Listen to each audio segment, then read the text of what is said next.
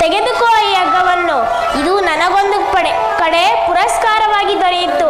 ಇದರಿಂದ ನಿನ್ನ ಪತಿಯ ಕರಗಳನ್ನು ಬಂಧಿಸು. ಅಣ್ಣ, ಇದೇನು ಪರಿಹಾಸ್ಯವೇ?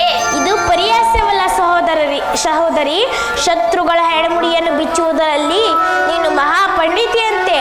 ಅದರಂತೆ ನಿನ್ನ ಪತಿಯ ಕರಗಳನ್ನು ಬಂಧಿಸಲು ಬರುವುದೋ ಇಲ್ಲವೋ ನೋಡೋಣ. ಭೀಮಸೇನ, ನಿನಗೆ ಆ ದುರ್ಯೋಧನ ಸಂದೇಶವನ್ನು ಕೇಳುವ ಇಚ್ಛೆ ಇದ್ದರೆ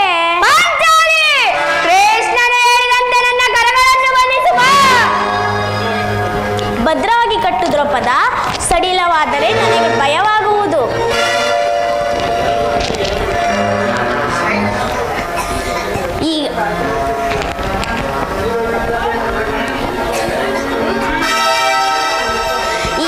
ಈಗ ಎಲ್ಲರೂ ಕೇಳಿರಿ. ಇಂದು ಈ ಭೀಮಸೇನನನ್ನು ಬಂಧಿಸಿರುವ ಈ ಹಗ್ಗವು ಇಂದು ರಾಜ್ಯಸಭೆಯಲ್ಲಿ ನನ್ನ ಅಂಗಾಂಗಗಳನ್ನು ಬಂಧಿಸಲು ಅನುವಾಗಿತ್ತು. ಕಾರ್ಯವನ್ನು ಮಾಡಿದರು. ಏನು ಹೇಳಿದ ಕೃಷ್ಣ? ಈ ಹಗ್ಗದಿಂದ ನಿನ್ನನ್ನು ಬಂಧಿಸಲೆತ್ತಿಸಿದ ಆ ದುರಾತ್ಮರು ಯಾರು? ಯಾರು ಹೇಳು ಕೃಷ್ಣ?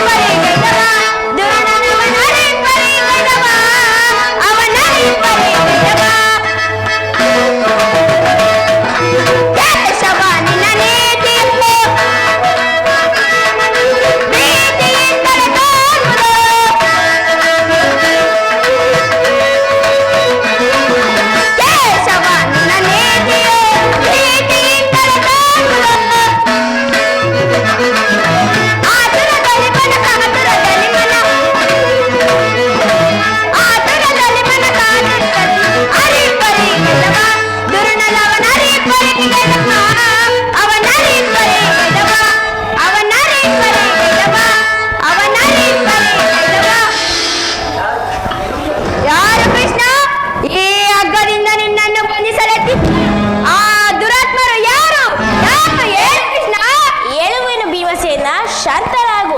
ಮತ್ತಿನ್ನಾರು? ದುರಭಿಮಾನಿಯಾದ ದುರ್ಯೋಧನನು ಆಜ್ಞೆ ಮಾಡಿದ. ದುರಾಚಾರಿಯಾದ ದುಶ್ಯಾಸನನ್ನು ಬಂಧಿಸಲೆತ್ನಿಸಿದ. ಇಂತಹ ಮಹತ್ ಕಾರ್ಯ ಅವರಿಗಲ್ಲದೆ ಮತ್ತಿನಾರಿಗೆ ಸಾಧ್ಯ?